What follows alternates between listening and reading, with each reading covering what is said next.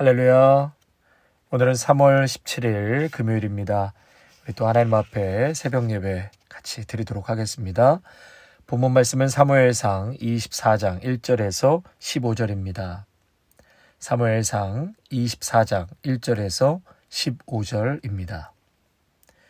사울이 블레셋 사람을 쫓다가 돌아오매 어떤 사람이 그에게 말하여 이르되 보소서 다윗이 엔게디 광야에 있더이다 하니 사울이 온 이스라엘에서 택한 사람 3,000명을 거느리고 다윗과 그의 사람들을 찾으러 들염소 바위로 갈새 길가양에 우리에 이른즉 굴이 있는지라 사울이 뒤를 보러 들어가니라 다윗과 그의 사람들이 그 굴 깊은 곳에 있더니 다윗의 사람들이 이르되 보소서 여호와께서 당신에게 이르시기를 내가 원수를 내 손에 넘기리니 내 생각에 좋은 대로 그에게 행하라 하시더니 이것이 그날이니이다 하니 다윗이 일어나서 사울의 겉옷자락을 가만히 베니라.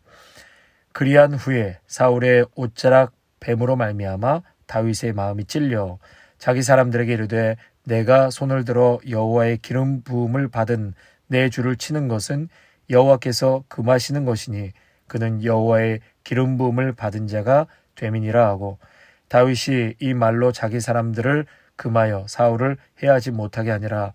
사울이 일어나 굴에서 나가 자기 길을 가니라. 그 후에 다윗도 일어나 굴에서 나가 사울의 뒤에서 외쳐 이르되 내 주 왕이여 하매 사울이 돌아보는지라 다윗이 땅에 엎드려 절하고 다윗이 사울에게 이르되 보소서 다윗이 왕을 해하려 한다고 하는 사람들의 말을 왕은 어찌하여 들으시나이까.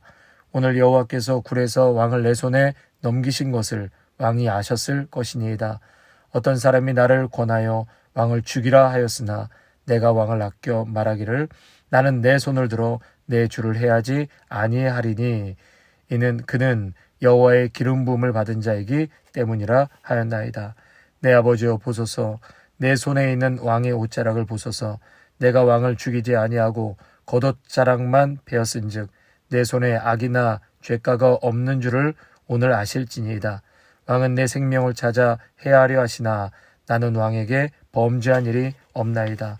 여호와께서는 나와 왕 사이를 판단하사 여호와께서 나를 위하여 왕에게 보복하시려니와 내 손으로는 왕을 해하지 않겠나이다. 옛 속담에 말하기를 악은 악인에게서 난다 하였으니 내 손이 왕을 해하지 아니하리이다.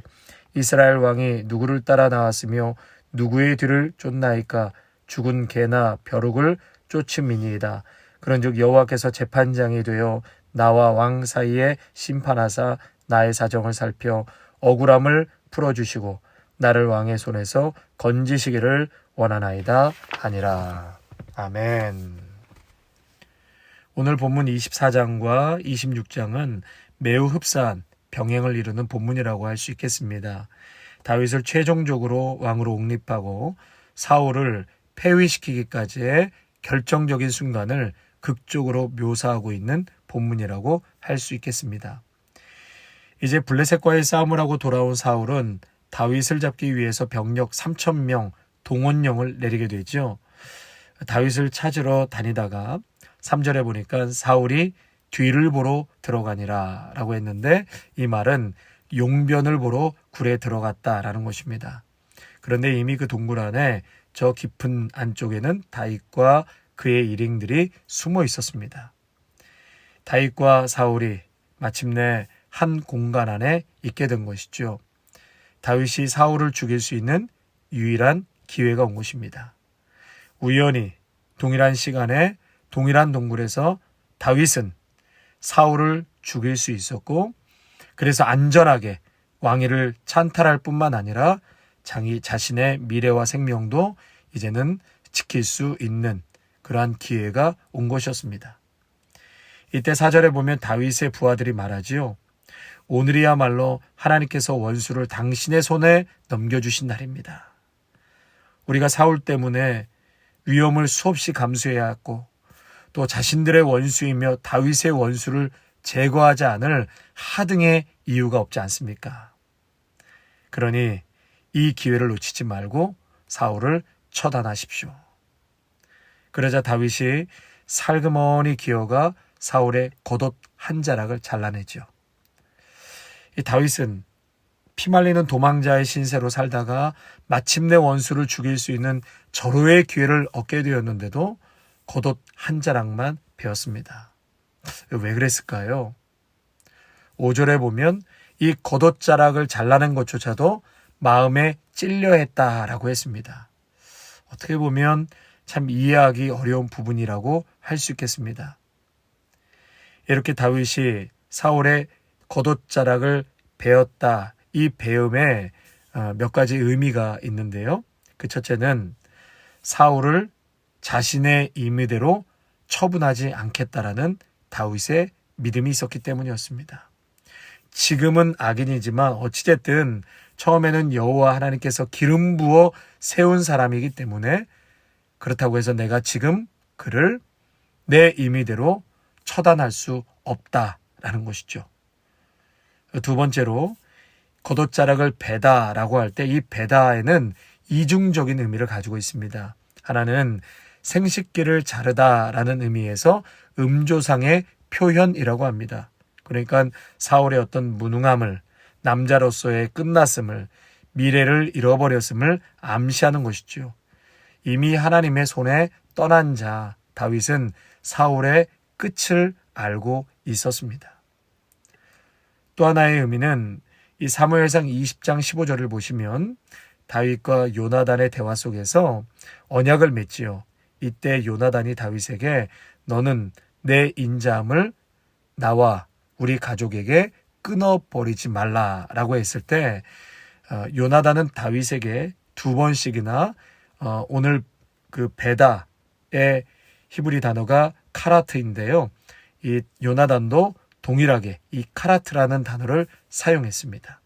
나와 내 가족을 끊어버리지 말고 카라트, 베지 말고 호의와 친절과 은혜 베풀 것을 다윗에게 간절히 부탁하고 언약을 맺었다는 것이죠. 그래서 요나단과 둘 사이의 언약 관계, 헤세드 기억나시지요? 이 헤세드를 다윗은 기억했던 것입니다. 동굴 안에 있는 사울의 목숨은 오직 다윗의 칼끝에 달려 있었지만 이러한 이유로 다윗은 겉옷자락만 베일 뿐 털끝 하나 사울을 건드리지 않았다라는 것입니다. 나에게 고통을 주고 내가 죽든지 상대방이 죽어야 하는 이러한 절체절명의 상황에서 사울을 살려둘 수 있다는 것은 인간적으로 불가능한 일이 아닐까 싶습니다.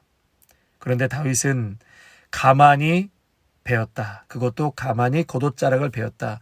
몰래 비밀스럽게 사울의 겉옷을 베었다라는 것은 그가 지금은 악인이지만 과거에 하나님께서 그를 주의 종으로 기름 부으셨기 때문에 그렇다고 해서 내가 임의적으로 그를 보복하거나 죽일 수는 없다. 그래서 다윗은 보복을 포기하고 몰래 겉옷자락만 벤 것이었습니다. 말씀을 준비하면서 요셉이 좀 생각이 났습니다. 나중에 요셉이 애굽의 총리가 되잖아요. 그때 이제 자신을 돈을 받고 팔아버린 형들을 만나게 됩니다. 이때 요셉의 심정이 어땠을까요?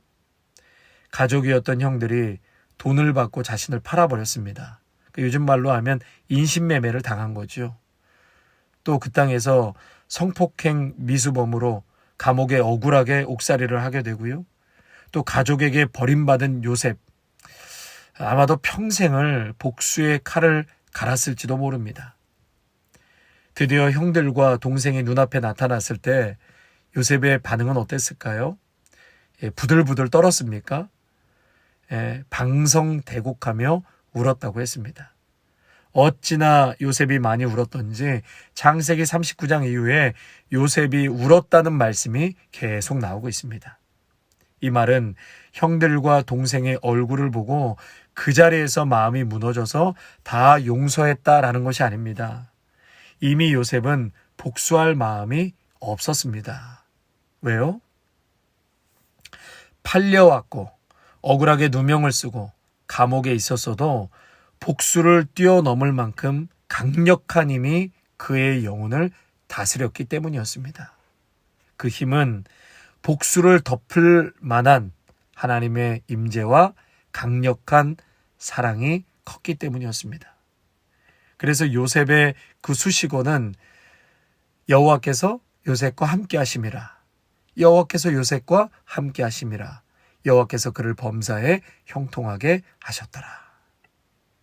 성도 여러분, 만약에 원수를 제대로 복수할 수 있는 기회가 왔을 때 우리 성도님들은 어떻게 하시겠습니까? 원수를 복수할 수 있는 기회가 나에게 찾아왔다고 했을 때 우리 성도님들은 어떻게 하시겠습니까? 제가 미국에 온 지 얼마 안 돼서 우리 한인타운에 이 살인사건을 뉴스를 접하고 제가 큰 충격을 받은 적이 있는데요. 이 나이스큐 당구장 살인사건 이야기입니다. 그분이 사기를 당하고 가게를 인수하게 된 것인데요. 그 뒤로 그 사기당했다는 것을 알고 난 후부터 수개월 동안 너무나 억울하고 분통이 터진 거죠. 매일매일 이 복수의 화마가 매일 이분을 덮친 것입니다. 여러분 얼마나 힘드셨겠습니까? 평생을 피땀 흘려 모은 돈인데 결국 이분이 내린 결론은 원래 가게 주인과 그것을 소개해준 그 부동산 업자를 한 자리에 불러 모아서 뒷춤에 꼽고 들어온 권총으로 두 사람을 그 자리에서 죽였습니다. 죽이고 싶은 마음이 왜 안 생겼겠습니까? 그럼에도 불구하고 여러분 용서하시기를 바랍니다. 용서하셔야 합니다. 적어도 하나님을 믿고 예수님을 믿는다면 공의의 하나님도 믿으셔야 합니다. 하나님께서 반드시 억울함을 풀어주십니다. 아멘. 하나님은 의로우신 재판장이십니다. 하나님의 그 의로우심을 믿고 재판장이신 하나님을 믿고 원수 갚는 일은 하나님의 손에 꼭 맡겨드리시기를 바랍니다. 그리고 요셉과 같이 나를 향한 하나님의 헤세드, 나에게 하신 그 언약을 꼭 믿고 믿음으로 고백하고 하나님의 은혜를 사모하시면서 하루하루 주님과 동행하고 오늘 주신 기적과 은혜 앞에 그저 감사하며 살아가시기를 축원합니다. 원수나 복수에 묶여 살아가는 것이 아니라 모든 것을 잊고 하나님과 동행하는 삶을 살아갈 때 그럼에도 불구하고 또다시 내가 하나님 말씀 앞에 순종하며 사는 그러한 내 모습을 하나님께서 보시고 과거와는 비교할 수 없는 큰 은혜를 부어주실 것입니다. 원수를 용서하고 하나님의 말씀에 운명을 걸고 순종한 자에게는 요셉과 같은 또 다윗과 같은 특별한 은혜를 경험하게 될 것입니다. 아멘. 우리 끝으로 8절에서 15절에 보시면은요. 이제 드디어 다윗과 사울의 만남을 보게 되는데 이때 다윗은 자신의 무죄함과 자기 방어의 탄원이 막 터져 나옵니다. 사울에게. 그리고 모든 대화를 다윗이 주도권을 갖고 말을 하죠. 그러면서 다윗은 자신의 결백을 입증하고 싶어 했습니다. 자신은 사울을 죽일 수도 있었지만 파괴적인 행동을 취하지 않았다. 자신이 무죄하다라고 주장합니다. 그리고 나 같은 것은 당신에게 결단코 위협이 될 수 없습니다. 죽은 개나 벼룩에 불과한 죄가 아닙니까? 그러므로 나를 죽이려는 그런 사생결단의 추적은 이제 마땅히 끝이 나야 합니다. 그러면서 막 사울에게 자신의 무죄함과 또 하나님께서 이 모든 것을 갚아주실 것이다 이러면서 오늘 본문의 끝이 나게 되는데요. 그것을 보면서 참 다윗은 아주 정확하고도 모든 상황을 아주 바르게 올바르게 파악하고 있었구나라는 것을 보게 됩니다. 그리고 지금 열쇠는 사실 사울에게 있는 것이 아니라 다윗에게 있습니다.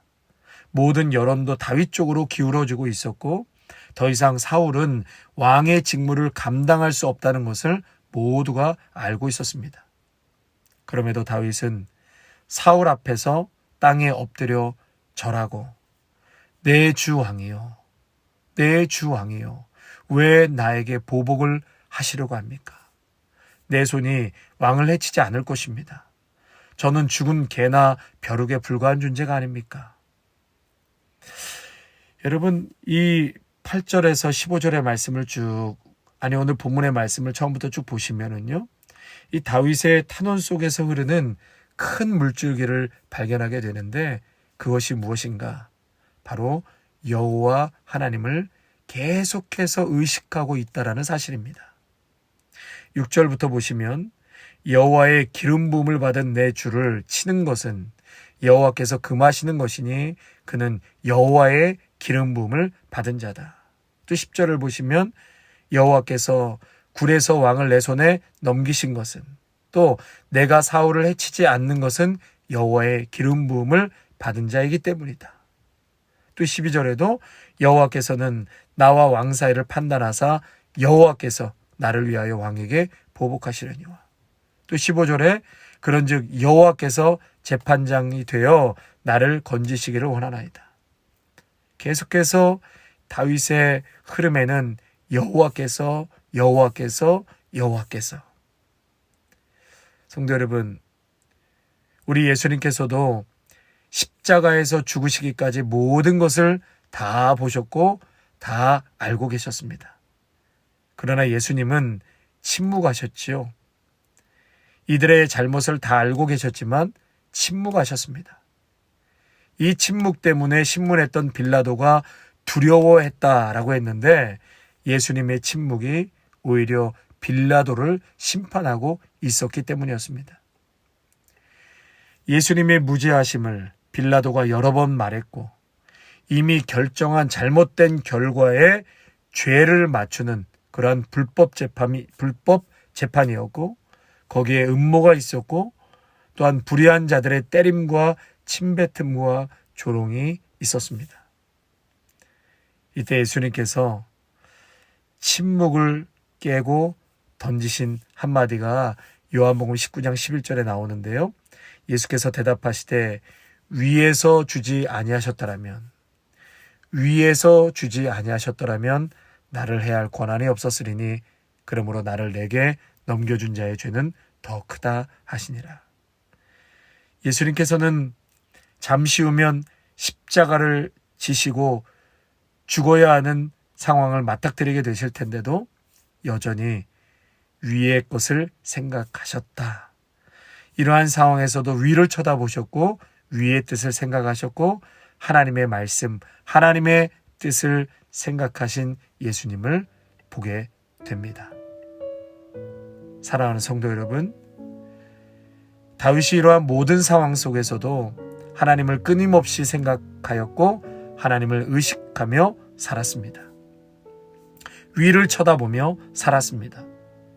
다윗은 하나님의 의로우심을 바라보았기에 원수를 해할 기회와 힘이 있었음에도 하나님께 모든 것을 의탁할 수 있었습니다.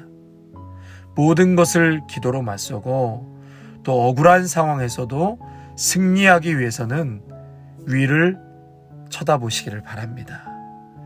위의 뜻을 생각하시기를 바랍니다. 반드시 살아계신 하나님께서 모든 상황을 풀어주실 것입니다. 역전시켜 주실 것입니다. 해결해 주실 것입니다. 우리 하나님은 오늘도 살아계시고 능력의 하나님이십니다. 권능의 하나님이십니다. 다윗의 하나님이 바로 오늘 저와 여러분의 하나님이십니다. 아멘. 사랑하는 성도 여러분, 오늘도 이 말씀 꼭 붙들고 내가 원수를 갚는 것이 아니라 오늘도 억울하고 참 가슴 아픈 고난과 힘든 자리에서도 끝까지 우리가 예수 그리스도를 믿는다면 공의의 하나님, 심판의 하나님, 또 모든 억울함을 풀어주시는 하나님을 또한 우리가 믿고 믿음으로 나아갈 때에 역전시키시는 놀라운 하나님의 은혜를, 특별한 은혜를 경험하시는 복된 우리 믿음의 성도님들이 되시기를 주님의 이름으로 축원합니다. 아멘. 하나님 아버지, 오늘 귀한 말씀을 통하여서 은혜 주시고 깨닫게 하시니 감사를 드립니다. 다윗은 그 동굴에서 사울을 죽일 수 있는 절호의 기회가 왔음에도 불구하고 지금은 악인이지만 하나님이 처음에 세우신, 기름 부어 세우신 주의 종이기에 내가 처단할 수 없고 해결할 수 없다라는 그러한 믿음 속에 사울을 살려두었습니다. 원수 갚는 일 하나님 우리가 하지 않게 하시고, 우리의 삶에서 닥쳐오는 억울한 일과 참 가슴 아픈 고난 속에 있다 할지라도 하나님은 살아계시고 우리의 억울함을 풀어주시고 원수를 갚아주신 공의의 하나님이신 것 또한 믿기에 그 모든 것도 하나님 앞에 맡겨드릴 수 있는 믿음을 허락하여 주시옵소서.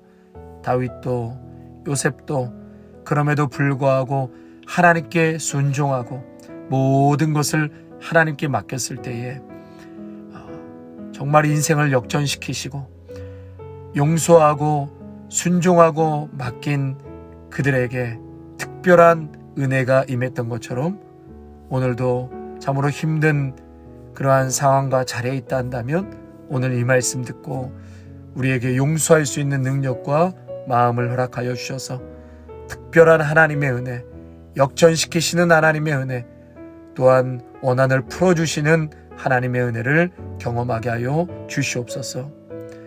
다윗은 이러한 모든 상황을 정확하게 옳게 분별하였지만 그럼에도 불구하고 그의 의식의 흐름 속에서는 우리 하나님에 대한 생각으로 여전히 가득 차 있는 것을 보게 되었습니다. 하나님, 우리의 모든 상황 속에서도 늘 하나님을 의식하며 살아가게 하여 주옵소서. 위를 쳐다보며 살게 하옵소서. 하나님의 의로우심을 바라보게 하여 주시옵소서. 그래서 오늘도 살아계시고 역사하시는 하나님의 능력과 권능이 우리의 삶의 모든 것을 풀어주시고 해결해 주시는 하나님의 위대하신 은혜를 경험하게 하여 주시옵소서. 감사드리며 예수님의 이름으로 기도하옵나이다. 아멘.